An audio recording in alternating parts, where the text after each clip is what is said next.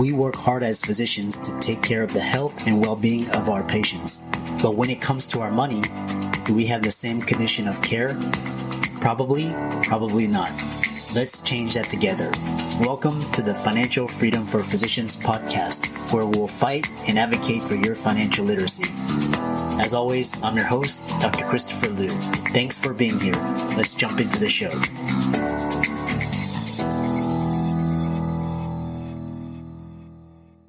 This week's episode is sponsored by CityVest. CityVest has quickly become the most popular and best way for doctors to invest in top-performing real estate private equity funds that are usually reserved for institutional investors. This unique access to investing in these institutional funds is available for the first time ever through CityVest's easy and secure online investment platform. CityVest does the hard work of conducting due diligence and vetting the investments. They even get a third-party due diligence report that is posted on their website. As a result of aggregating a several million-dollar investment amount into their access funds, CityVest gains access to investing in the institutional investment and is able to negotiate better investment terms such as a 12% preferred return. You can check them out at cityvest.com or go to the link in the show notes below. So welcome everybody to this week's podcast episode for the Financial Freedom for Physicians podcast. I'm your host, Dr. Christopher Liu. And as you know, we talk about 4 pillars of freedom: time, financial, location, emotional freedom. And the brand started out with physician guests and audience, and now it's gone mainstream. So now we have guests that are non-physicians, high-income earners, business owners. And so today I'm happy to introduce to you Liz Cortes, and she's actually a local SEO and small business coach. And today we're gonna be talking all about SEO, story brand, working with your spouse, and incorporating faith in your business and getting focused. So Liz, welcome. Thank you so much, Dr. Christopher. Yeah, I know what was interesting was we connected through Podmatch, and like I said, we were talking, and really the goal is to get the information and the education and ideas out there to stimulate discussion, inspire, motivate people. And so you have a very interesting bio around SEO. And before we get into that, tell everybody who you are and where you came from, and we'll go from there. Yeah, so I am the oldest of 4, and I was a homeschooler. And there was only one doctor that came out of us 4 girls. My parents probably wish they had all doctors and lawyers, all the traditional things.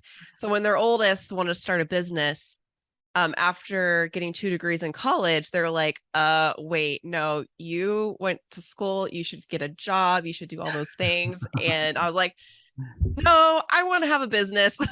So I know people listening now, you may have that too, and you spent all this time going to school, and you might be thinking, oh, I'm going to do something a little different. So that's what I went. So now with what I do day to day with my husband is not what I got my 2 degrees from. It's different, but yeah, I don't regret that experience. The student loans got paid off through our company now, and I'm thankful for it. But we've been working together for 7 years. Before that, like I said, I started business after I graduated, and I became a fitness influencer. So that was back in the day in 2009. So that was a long time ago at the beginning when YouTube was the wild, wild west. Maybe it still is like that now in Google. But my husband, he was in the restaurant industry and just was ready to get out. And so that's when we decided to open up a marketing agency. And we probably, I think, chose the hardest field, which is SEO. It's the most, I'd say, confusing. Everyone's like, why Google? And Google doesn't like me, doesn't show my site, and it's frustrating, ads and all the things. But the way his brain works is just perfect for SEO. And so I'm thankful. 7 years we've been working together, and we've helped inspire other couples to work together too. So maybe someone listening here is thinking about that. That's our little gist of the story. Yeah, it's quite interesting. I like how you referred to YouTube as the wild wild west, because now it's it's TikTok that's the new thing. And but TikTok, oh, that's scary to me. All the, but I Yeah. hear you don't have to dance. So doctors, you don't have to dance on TikTok. Like you can actually give great advice in business or financial stuff over there. You don't have to just dance, is what I hear. I don't have it yet. Yeah. Um, yeah, so I know, for some people, SEO is kind of, these acronyms, people may not know what that is, or maybe they need an intro refresher. So tell people what that is and, how it can be used to, better market your services and, increase your brand, etc. Yeah, so SEO stands for search engine optimization. And what that really means is getting found on page one of Google. Now, you might be thinking there's lots of search engines. There's Bing and DuckDuckGo. There's tons out there. But if you are an iPhone user, your iPhone, you are connecting to Apple Maps to get directions. You're also connecting to Yelp automatically. And if you're an Android phone user, your phone connects to Google, which I think the stats are like 60% are Android phone users. So it's connected to Google automatically. So when it comes to having a local business, and even if you're an online coach, like you're online, you can still have a local presence and have a Google business profile. You can still have a Yelp page and you can hide your address and you can be a service provider business. So that's the first place where I think it's just so important, whether you're local or you're a coach, you do want to have a local presence in your city. And Google rewards you when you have a physical location. So if you have a podcast studio, and you rent out an office and you have a podcast studio, you could even use that as your business address, even if you only record podcasts there. But if you have a physical location, Google rewards you and they'll show you on more Google Maps searches when someone searches, let's say, business coach in whatever city you live in. They'll show you there, or they're looking for a dentist, like whatever they're looking for, you have an opportunity to show up on Google Maps, but you also have an opportunity to show up below that where that's called organic search. So those 10 spots underneath the map section where your website can show up to solve that person's need when they Googled whatever question or whatever statement they were looking up and doing their research to most likely hire someone. People go into Google to hire people and do research. They're not going on Facebook to solve their biggest problems. You don't go to Facebook to find a plumber because your kitchen sink has exploded and it's making disaster. You go to Google. And so that's what's so powerful and why we love SEO, specifically local SEO, because local businesses just need more support. Like the past 2 years, we saw keep hanging in there and stay around. And the ones that are fighting and doing these online strategies are sticking around and it's working. Doc to Doc is a personal lending solution designed by doctors for doctors. We understand that doctors' financial situations change faster than an insulin drip in ketoacidosis. And we also understand that doctors are the most reliable borrowers in the world. Through our proprietary algorithm, we're able to provide personal loans at great rates with amazing flexibility because we take into account your schooling, your specialty, and where you are in the medical journey. Doctors come to us after they've matched into residency, and we loan for all sorts of personal reasons, from credit card debt consolidation to family expenses and medical bills. We speak with everyone who applies for a loan and offer fixed interest rates and flexible term options without prepayment penalties. If you're a physician looking for a personal loan, fill out our application form now. It only takes 3 minutes, and we'll get back to you with a decision within 24 hours. It's always been a black box to me, especially search, because most of the time I've just been just niche down and kind of just focus on a particular topic. But a lot of my friends, they're like into this, they're into SEO. So if just getting started, how, where would someone get started with just online marketing in general? You mentioned SEO, but what other avenues are there? Yeah, I think if you're just getting started, having a Google business profile is where you can get started first. You don't even have to have a website. So, I mean, just like someone that starts a new Instagram page and they want to build a brand, they may start over there. But it's it's hard to get people to find even your Instagram unless you are using hashtags and you are really getting out there doing a lot of work. But right away, when they approve your Google business profile, you can start showing up on searches if you choose the right categories and you fill it out correctly. But if like you already have a website and you're trying to figure out what to do next, because for most businesses, you need to get traffic to your website. And then that's what causes someone to schedule an appointment, come in or call you if that is your number one call to action. But what's hard is how do you get people to come to that website? So you either do paid ads, you either write blogs, you either record a podcast, like what you're doing, like you have books for selling your site and you have your links that are right here to go to your social media sites or the pages that you want them to go to. So you're guiding me where to go. And so someone who's listening to the podcast or coming to your website already, they probably heard about you. They're Googling your name, they're finding you, but there's other people that need your services. And so then you want to show up for those searches as well so that you could help them and through selling your product or service. Yeah. Do you have more questions? That was kind of top, but you can ask me specific questions. I'll share what really is working well. Okay. Yeah. So you mentioned local SEO, Google business profile. Another one is interesting is that is it better to do Google ads or local SEO?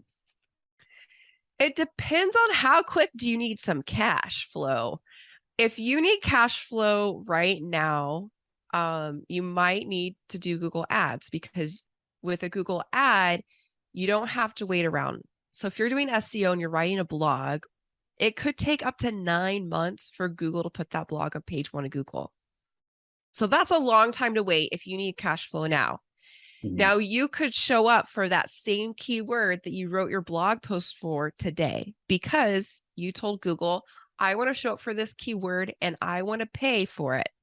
So we met with a law firm last week and we found on that free just strategy call, that first 15-minute call, my husband found a cool keyword. Law firms are super expensive for keywords. Also doctors, it's expensive. So do you want to pay $25 or $30 every time someone clicks on your ad? Like it's click 25, click 25, click 25. And then there's $100 gone in the first 30 seconds that you had your ad. And so my husband found this really cool keyword just by sitting, having a chat, learning about some specific services that they offer. He asked some questions. He found a keyword that would probably make this firm $100,000. One keyword, it's $3 per click. I was like, what? So that's like what is so cool. And that just makes you get so excited. We found another keyword for a financial planner. Mm-hmm. That here in San Diego, which San Diego is so competitive for realtors, financial planners. It's really hard to do even SEO or Google ads. Both of them are just super hard.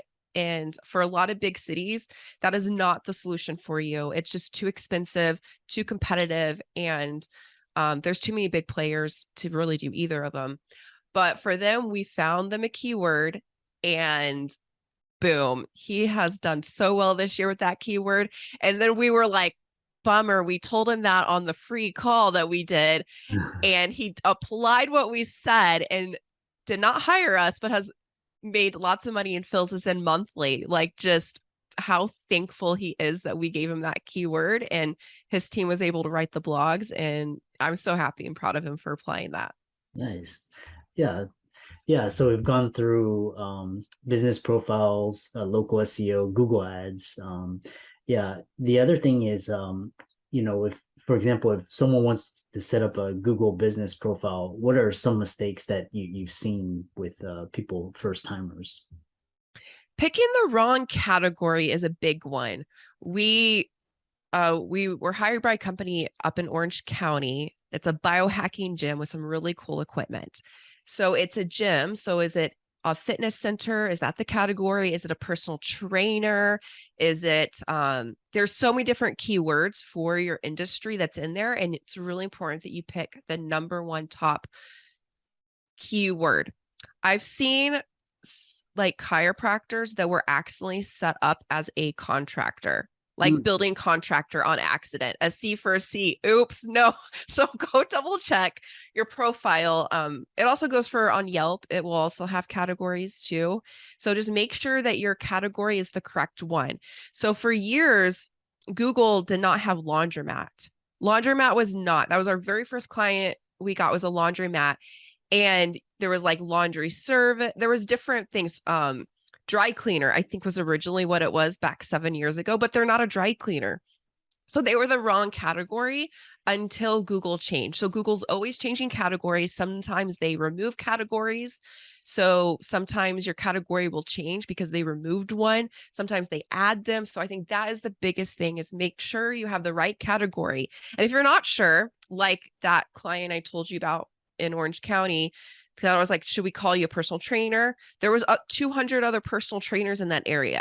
I counted how many fitness centers were there. I counted how many wellness centers. We counted how many were in that area. And then we helped kind of figure out, and we, after lots of research, we decided they should be called a personal trainer, because you can't work out on their equipment unless you're with a personal trainer. So it is one-on-one.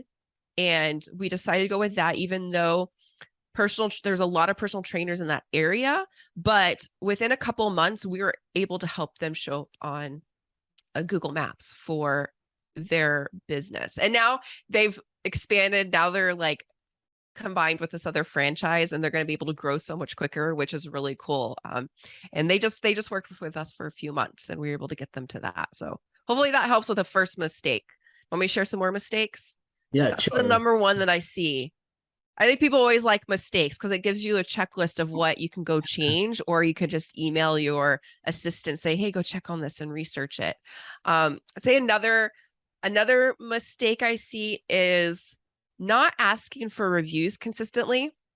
Mhm. So a big part of every business, doesn't matter if it's online or locally, you need to be getting reviews consistently. And even if you only work with 10 clients or patients a month, I mean, that would be crazy. Hopefully you're working with 40 new ones a week, right? Like hopefully there's plenty, but we've worked with practices that, I mean, they're getting 40 new patients a week but not asking for reviews. So the reviews does not line up with their local reputation. That's really great. And they're getting lots of referrals and doing amazing. You need to be getting reviews and having a system set up to be asking for those reviews and posting them up easily on the different platforms, because that shows Google, hey, pay attention to them. And if you don't do it consistently and you just send out one blast email and you get too many on the same day, that's not good. That could show Google that it looks kind of fake and fishy. And I've been hearing Google didn't used to take away reviews, but I've been hearing lately that reviews have been disappearing, kind of like how it goes for Yelp. So you know how Yelp has those hidden reviews? It's so annoying because you work so hard to get them. Yeah. But you still want to be asking for those reviews, even if you're scared about getting bad reviews. Everyone gets bad reviews. You can't make everyone happy.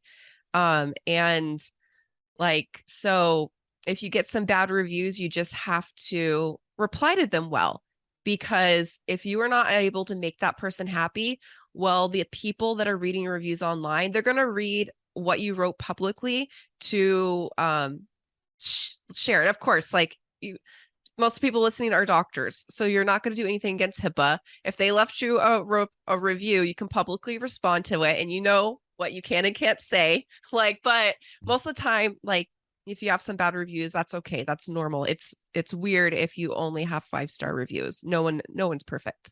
Well, those would be the top 2 mistakes that I see. So to review, that was since I did a lot of talking, but the first mistake is definitely choosing the wrong category.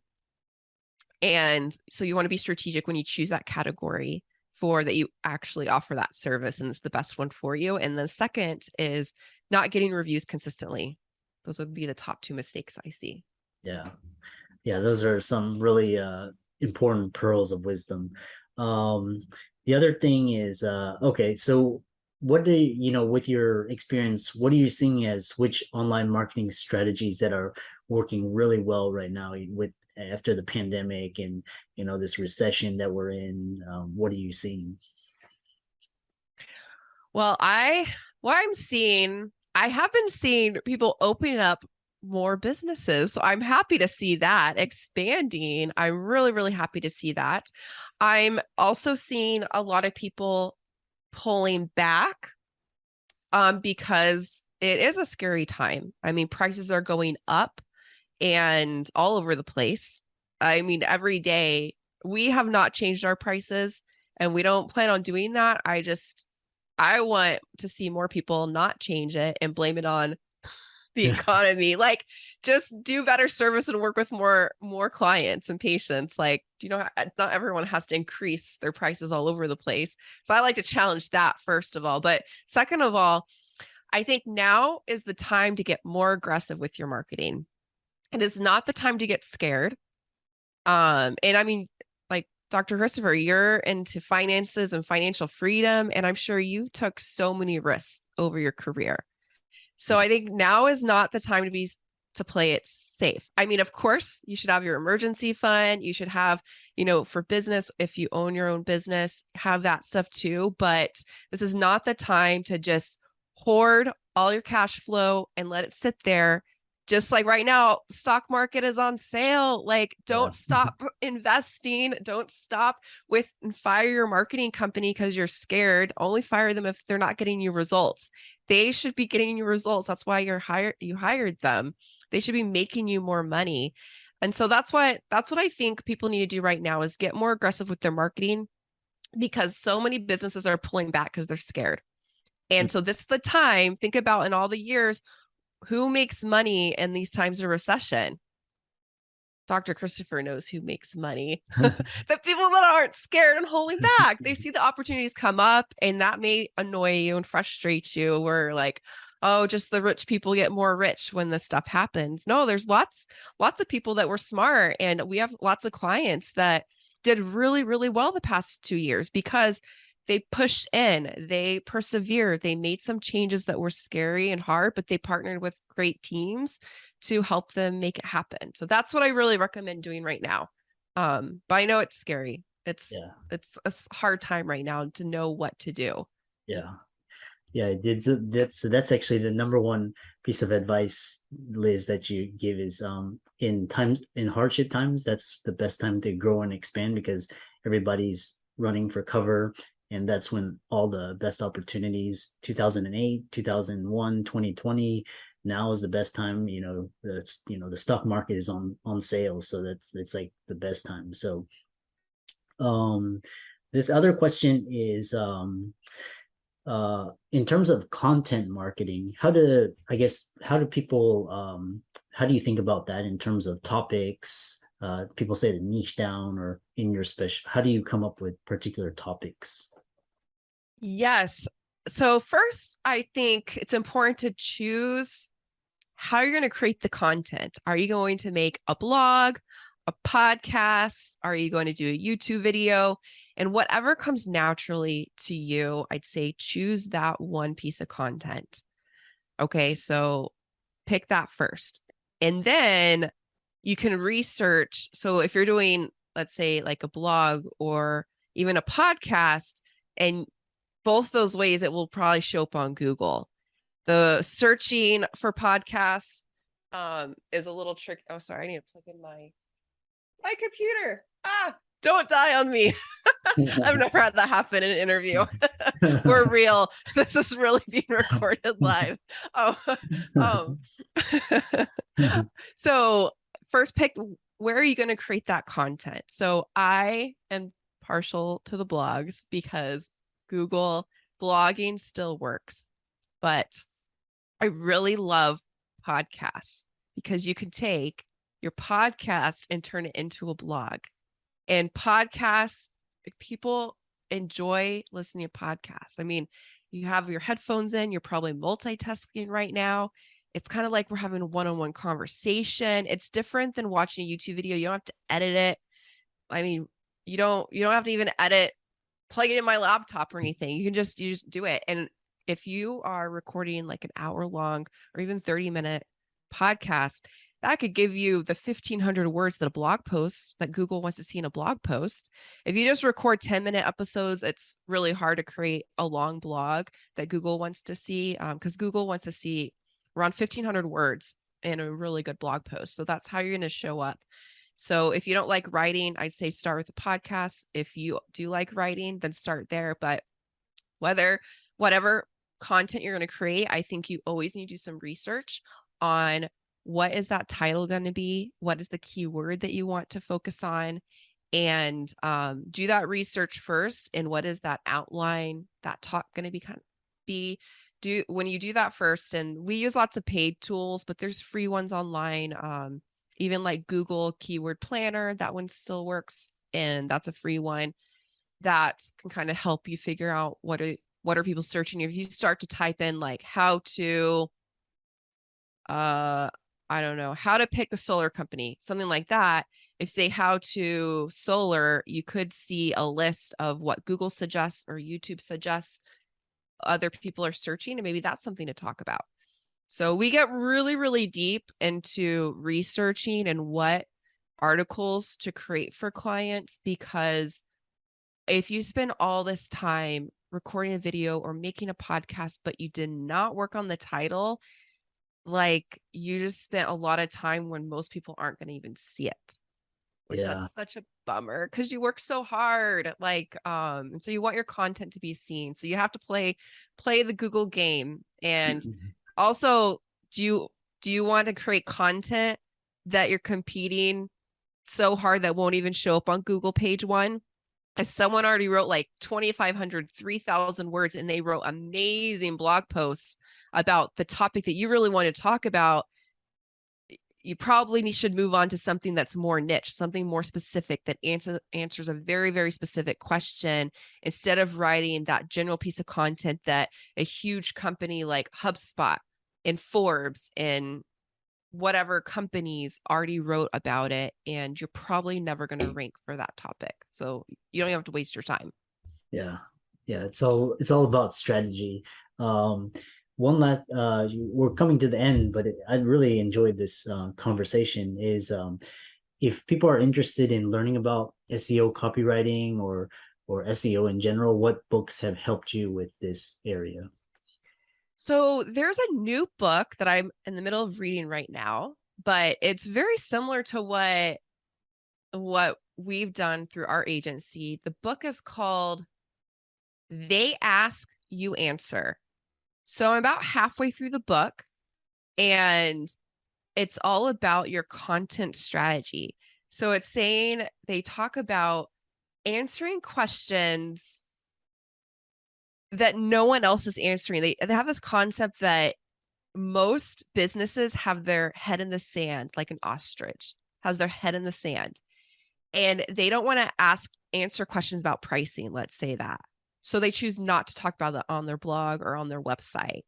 It's, you have to get on a call. I'm high ticket. Like, you have to talk to me. I'm not going to tell you pricing. So they talk about writing blogs, putting up content, answering all the questions you get on sales calls. So it's recording your sales calls, writing down every single question you get on a sales call or consultation call, whatever you like to call them. Whatever discovery call, whatever your calls are, consultation. Write down all those questions you get, and most likely you probably should write a blog about that. Yeah. So I really like this book. I'm new to reading it. And when you go to their free offer, they start emailing and calling you. So they're like aggressive, but I said, be aggressive now. They're being aggressive right now. They're like, hey, let's grow. And so I really like that book lately, but I love reading. So I'm always reading a bunch of books at the same time. Oh, that's good. So They Ask, You Answer. And for all the listeners on the show, Liz's links will be in the show notes. And Liz, I know a lot of this really interesting conversation. And a lot of listeners may want to visit your website, contact you, work with you. And so how can they do that? Yes. So I have a mini course that a lot of people like. I guess people like it if they like to learn and want to do it themselves. So if that's you, you can go to rebelfishlocal.com/5-hacks. So that mini course will go way more into depth what I talked about today, some of those mistakes and what you should be doing. You'll get a PDF checklist and you'll get help through all those components, or you can have your marketing manager just watch it and apply it to your business. So I think that's the best place to go. If that isn't your style, then we have a schedule call link on our website, so you can book a time and I can look at your specific situation and give you some advice on what I think you should do next. Excellent. Liz, really happy to have you on the show. And, for all the listeners, all your resources will be in the show notes. And so thanks so much. And we look forward to hearing about your future success. Thank you. I'm excited that you made it for another episode. You are truly the best. If you've been following the show for a while, you know that my passion is to bring you the education you need to find your path to financial freedom. Please come back week after week for new content, new resources, and great guests. Until then, if you haven't already, please be sure to check out the website, www.drchrislewmdphd.com for more support. I'll see you next week.